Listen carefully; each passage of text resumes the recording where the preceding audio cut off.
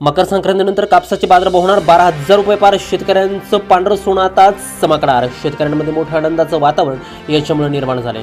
राज्यातील जे काही कापसाचे दर होते ते आता 8,350 रुपयापर्यंत जाऊन पोहोचले आणि CCIची सुद्धा जी काही खरेदी आहे हमी भावना ती सुद्धा आता जोरदार सुरू आहे. त्याचप्रमाणे जानेवारी महिना जसा सुरू झाला आहे तसा कापसावरती 11% टॅरिफ आता सरकारनं लावल्यामुळं कापसाचे बाजारभाव हे देखील त्या ठिकाणी कडाडायला सुरुवात झाली आहे. चालू वर्षी कापसाला सरकारनं जवळपास 8,110 रुपयांचा हमीभाव दिला आहे.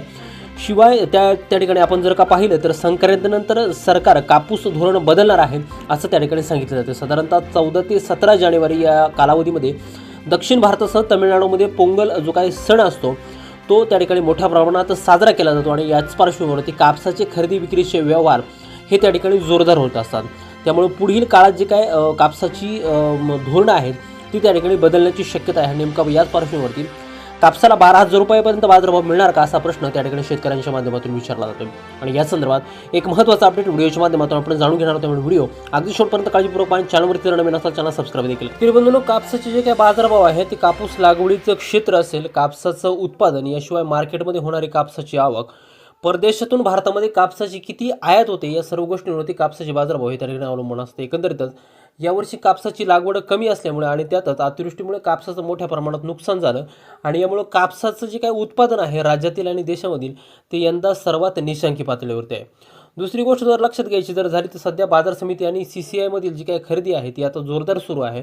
आपण जर का बाजार समितीतले बाजारभाव जर बघितले तर आपल्याला असं लक्षात येईल की समुद्रपूर बाजार समिती असेल, भद्रावती असेल, काटोल, पारशिवनी, नागपूर असेल, हिंगणघाट, जालना आणि अकोला या बाजार समित्यांमध्ये कापसाला प्रति क्विंटल पाठीमागं 400 ते 500 रुपयांनी बाजारभाव वाढलेला आहे. एकंदरीत कापसाचे हे जे काय टॉपचा दर आहे तो जवळपास 8,500 रुपये हा त्या ठिकाणी राहिलेला आहे आणि यापुढेही असेच बाजारभाव त्या ठिकाणी वाढतील आणि असाच कापसामध्ये अशी तेजी येईल असा अंदाज बाजारभाव अभ्यासकांनी त्या ठिकाणी व्यक्त केला आहे.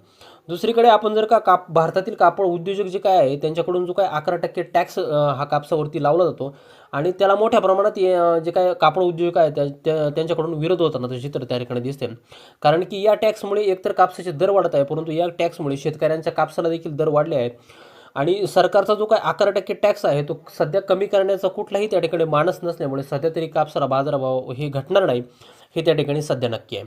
दुसरीकडे भारत जो काय आहे तो कापूस निर्यातदार देश असून सर्वाधिक जो काय कापूस आहे तो त्या ठिकाणी बांगलादेशला निर्यात केला जातो, परंतु यावर्षी भारतात कापसाची मोठ्या प्रमाणात आयात करावी लागणार आहे. जागतिक उत्पादनाचा विचार जर केला तर जागतिक उत्पादन सुद्धा कापसाचं हे त्या ठिकाणी यावर्षी घटलेलं आहे आणि यामुळे कापसाच्या दरात यावर्षी आंतरराष्ट्रीय पातळीवरती देखील त्याच्या ठिकाणी तेजी दिसून आलेली आहे आणि याचमुळे राज्यातील कापसाचे भावसुद्धा प्रभावित होऊन जवळजवळ हे भाव 12,000 रुपयांचा टप्पा गाठतील असं एकंदरीत चित्र त्या ठिकाणी आता दिसते.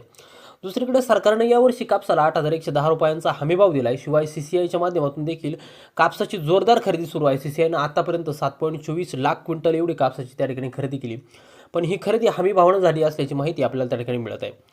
सध्याच्या परिस्थितीत आपण जर का कापसाला बाजारभाव वाढले असल्यामुळे शेतकऱ्यांचा कल अजूनही CCIकडेच आहे आणि याशिवाय खुल्या बाजारात देखील व्यापारी ही चढ्या दरानं कापसाची सध्याला खरेदी करत आहे.